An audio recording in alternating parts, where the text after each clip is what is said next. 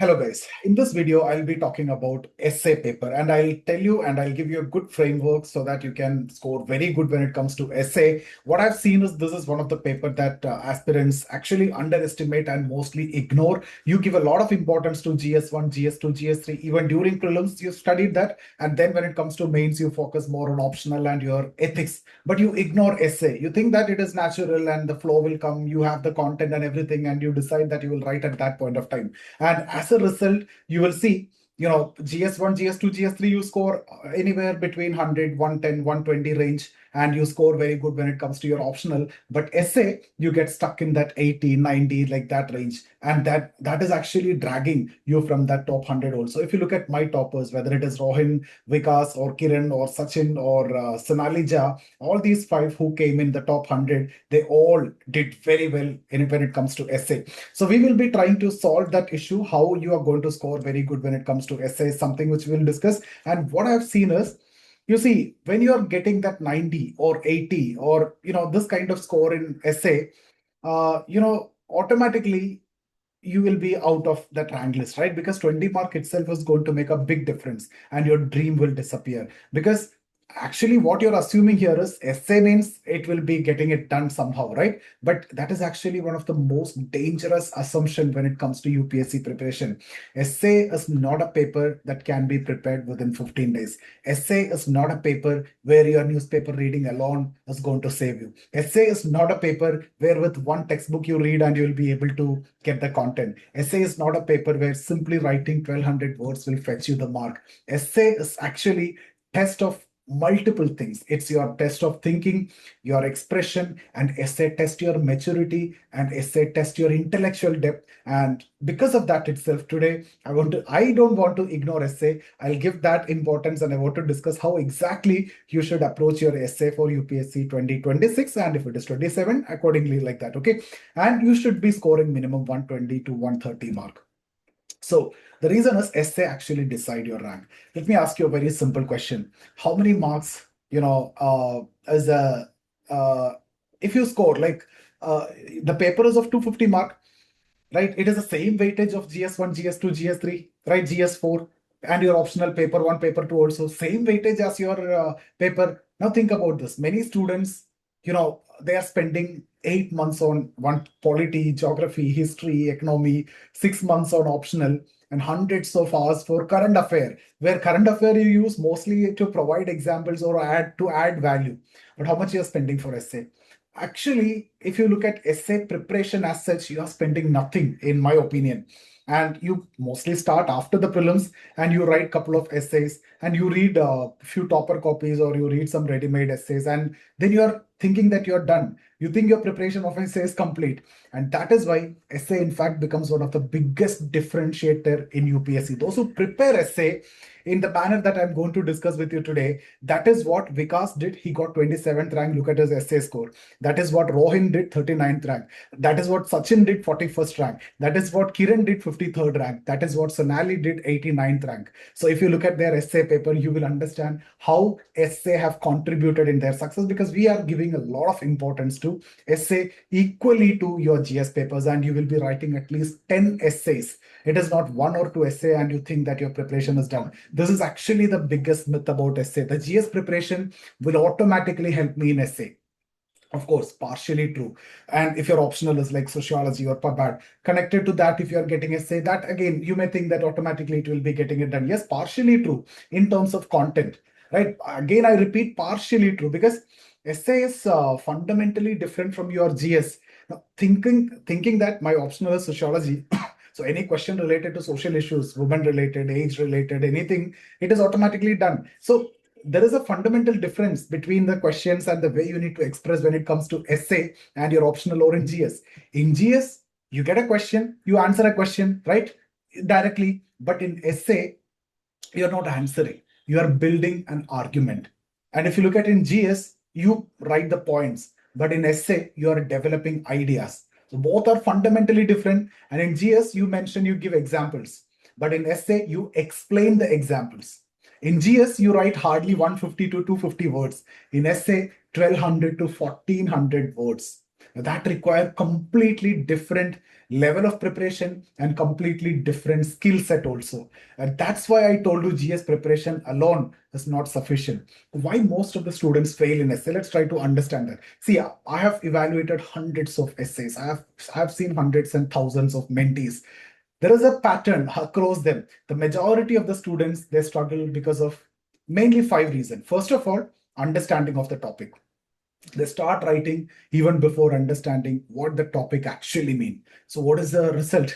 The essay goes in one direction, the topic goes in another direction, and then if you are expecting for 120 mark, you'll hardly get 60-65 mark. Then the second problem, this is again very important, some people generally ignore this.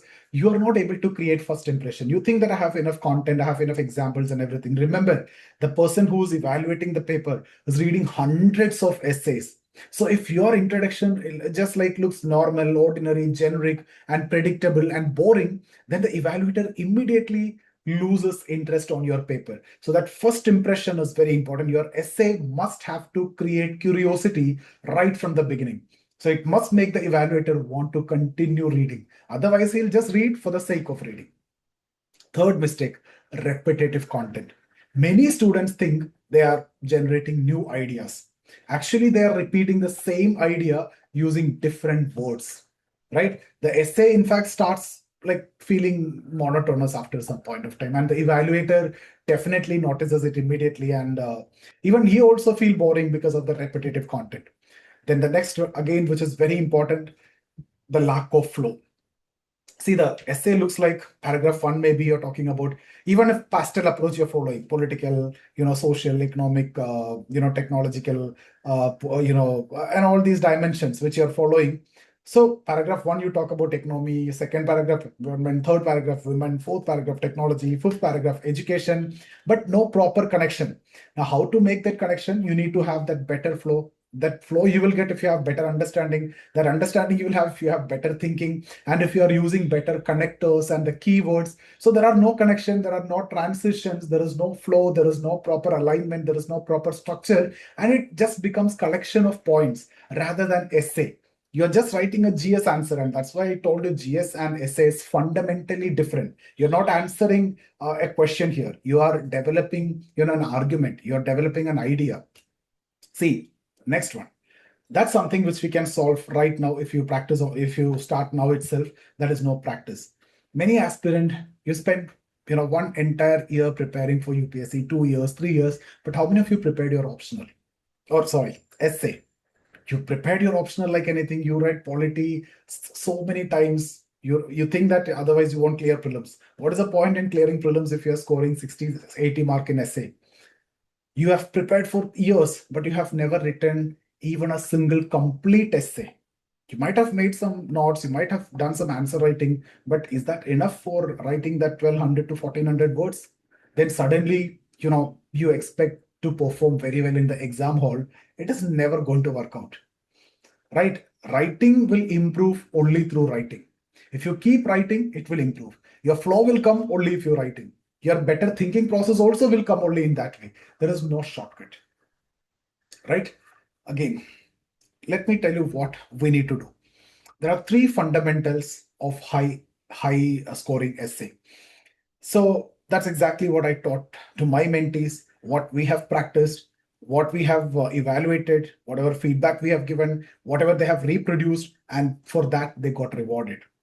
Every good essay, if you see, that require three important fundamentals. First of all, correct understanding of the topic. So understanding the question, that's the first and foremost. Second, you need to have good content. Now, once you understood the topic, you have enough content. I think content wise, you don't have much problem. Then we need to have the smooth flow. Everything else is secondary. First, understand, go in the direction, go in the alignment of the question, good content, and the content must be aligned or structured, or the flow should come, like natural.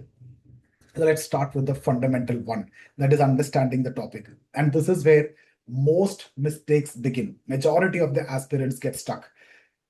Let me give you an example. Let's talk about a philosophical topic. This question: the best lessons are learned from bitter experiences. It's a philosophical question. And many students immediately start writing examples.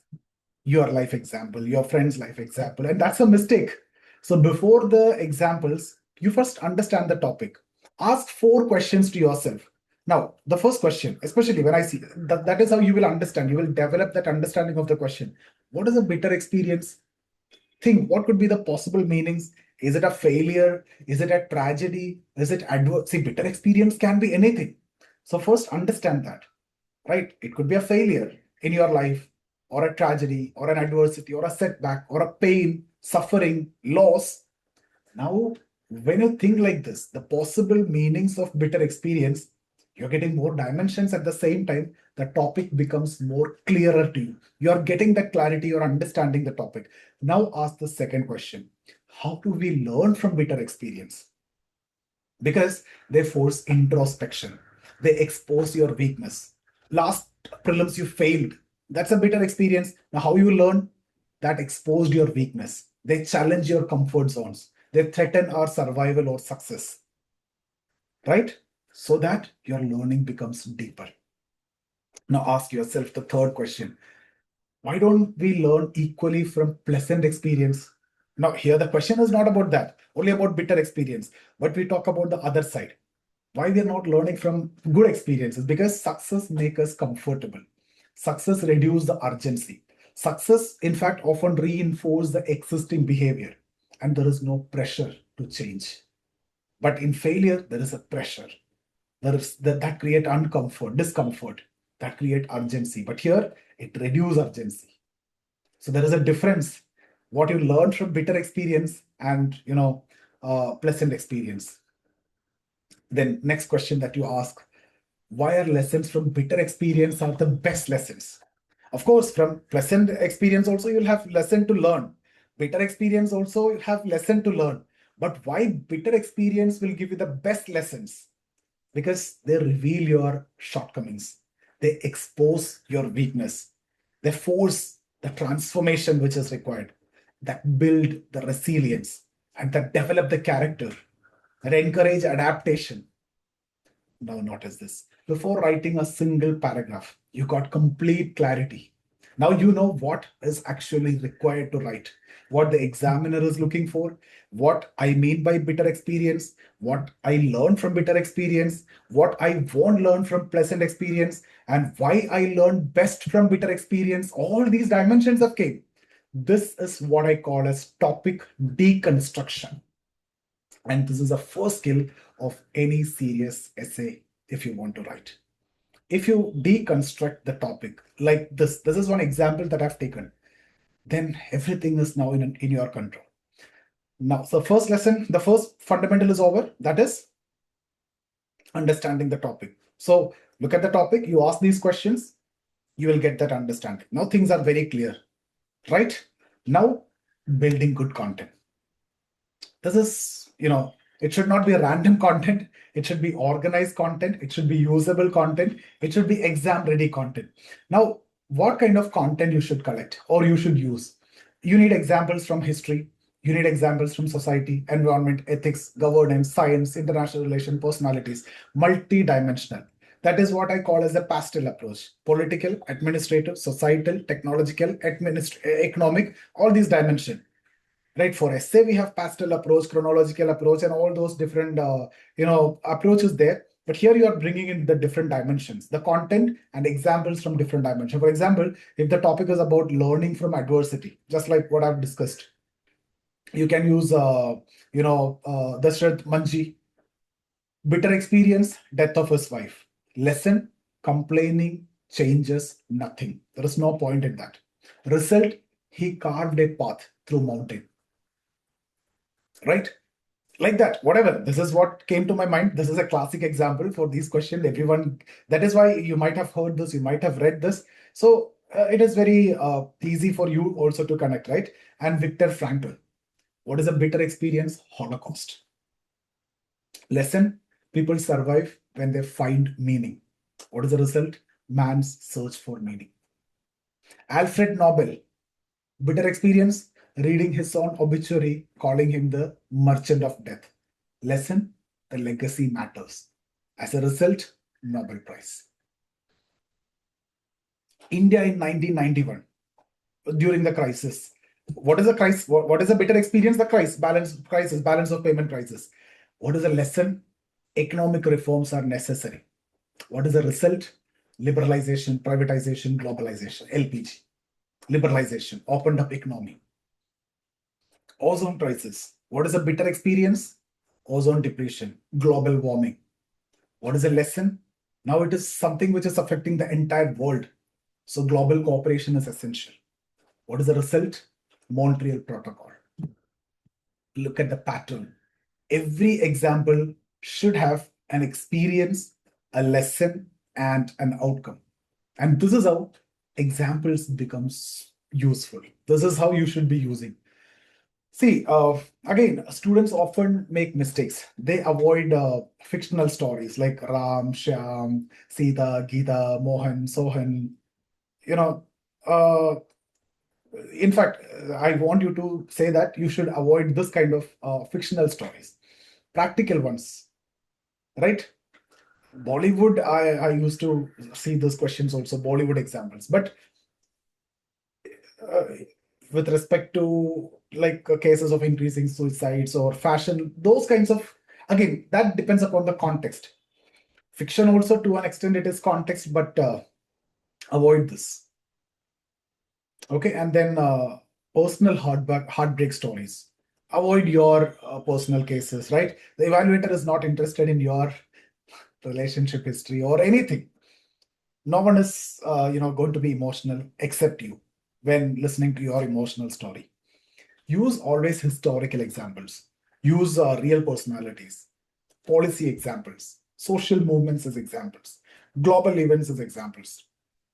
That shows your understanding, your maturity, and your knowledge level. That gives credibility also.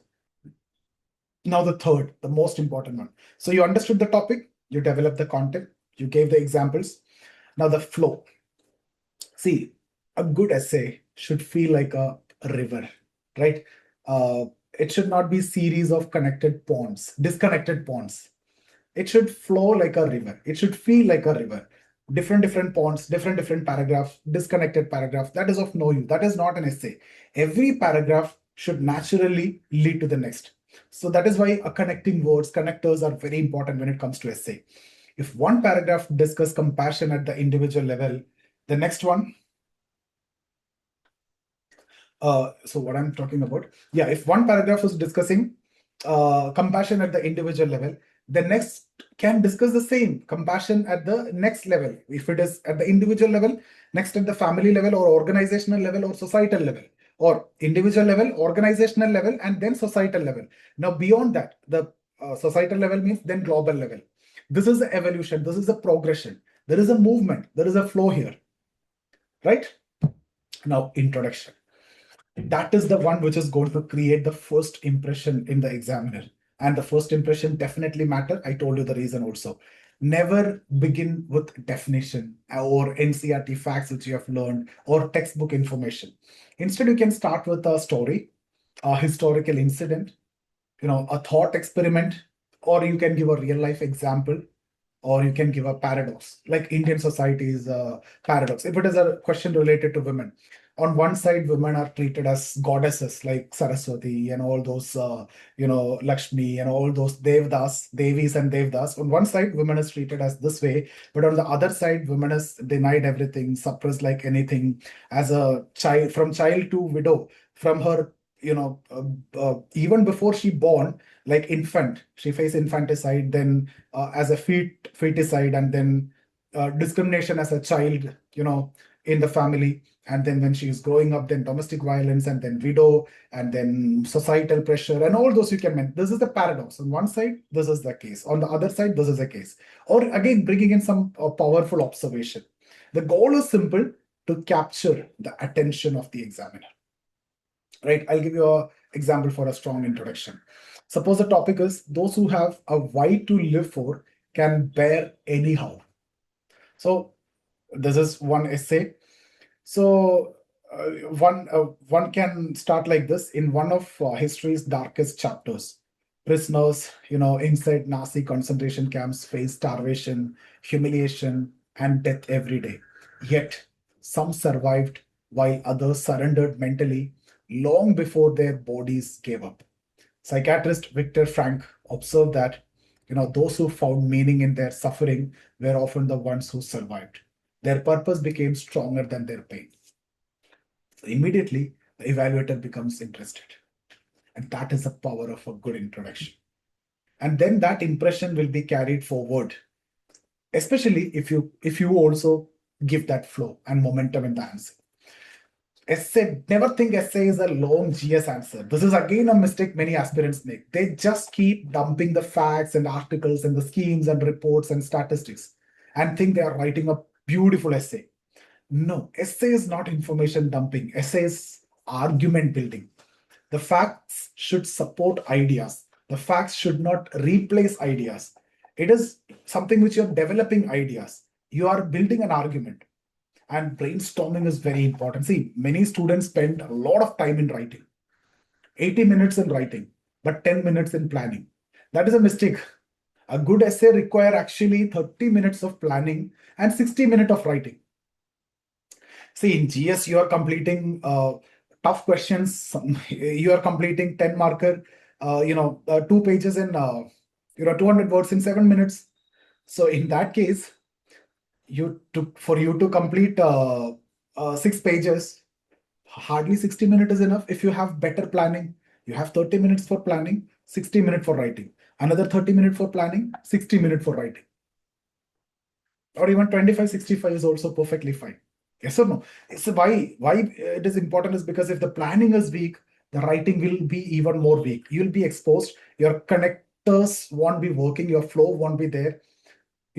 And before writing, you'll have to see what I mean by brainstorming is all these: understanding the topic, generating different dimensions which you have to bring in. What are the examples? Now, it should not come when you're writing. It should be planned before. Arrange examples, decide the flow, decide what is going to be my introduction, decide what is going to be my conclusion, and then only start writing. Right?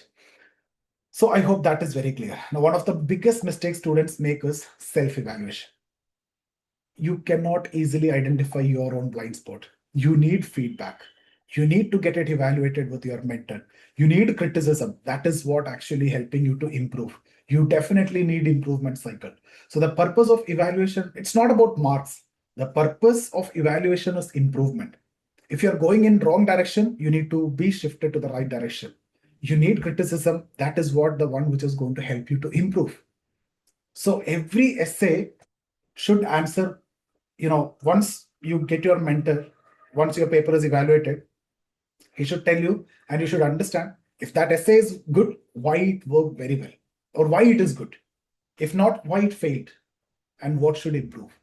Because on that day, you don't know. Sometimes you'll get 120. See, same person this year who got 125, last year he got 80, I think, Vikas. His rank is 27. Last year he got dumped. He got I don't remember. In this 5 names which I have mentioned, in my mentees only, 80 was last year.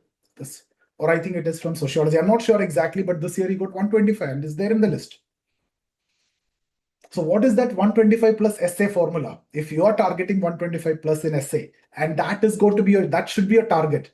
First of all, understanding the topic, correct topic interpretation, and a strong introduction. Plan it before you write. Strong conclusion. Plan it before you write. Diverse content. A smooth flow using proper connectors. And you definitely need persistent practice. At least one essay per week you should be writing. 2 will be good, but 1. That means at least 10, 12 essays you will have to write. There is nothing which is magical, nothing mysterious. Just disciplined execution is the one and what will give you mark in essay. Friends, again, essay is not the easiest paper in UPSC, nor it is the most difficult also. But you will see extreme marks. 60 you will see, 140 also you will see. So for some of you, it is, and the same person who got 60 last year improved and made 140. I have seen this. It is a most misunderstood paper. In fact, students often believe essay rewards knowledge. No, knowledge is of content is just one part. Actually, essay rewards understanding first. Students think essay rewards information. No, actually, essay reward expression. You're building ideas. You're not answering question. Students think essay rewards reading. That's not the case. Actually, essay rewards thinking. The better you think, the better will be the flow, the better will be, the marks. And that is why essay preparation should begin much before mains. Your essay preparation won't go simultaneously with GS. You have read newspaper, that doesn't mean you prepared for essay. You read some Indian society book, that doesn't mean that you prepared for all social issues related essay. Because you are developing content, but you're not developing ideas. You're not developing that thinking. Because in the end, UPSC is not merely asking, what do you know? UPSC is asking, how do you think? How you're presenting your ideas, how you're building your argument. And your essay paper is the most powerful reflection of your thinking process. And that is why it is highest rewarding also. It is a one which can trap you also. So I hope you got some understanding, and I hope you follow whatever I have discussed also. If this can help you, I'll be happy. So if you would like to join our mentoring sessions, essay classes, or test series, or mains mentorship program, mains companion program, get in touch with us. I see you there.